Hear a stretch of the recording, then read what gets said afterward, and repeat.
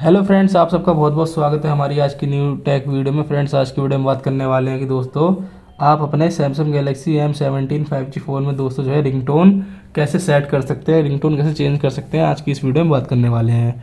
तो चलिए दोस्तों, बिना किसी देरी के हम जो है वीडियो को स्टार्ट कर लेते हैं। सबसे पहले आपको क्या करना है, आपको अपने फ़ोन की सेटिंग में जाना है।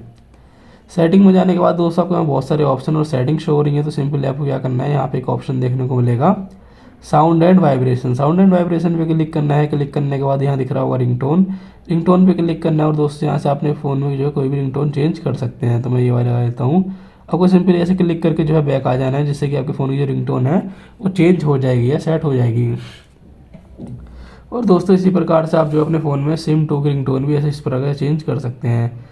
इस प्रकार से दोस्तों अपने फ़ोन में जो है रिंगटोन सेटिंग जो है चेंज कर सकते हैं। अगर आपको वीडियो पसंद आई हो तो वीडियो को लाइक कर दें, चैनल को सब्सक्राइब कर दें और बेल आइकन दबाना ना भूलें। मिलते हैं अगली टेक वीडियो में, तब तक के लिए बाय बाय फ्रेंड्स।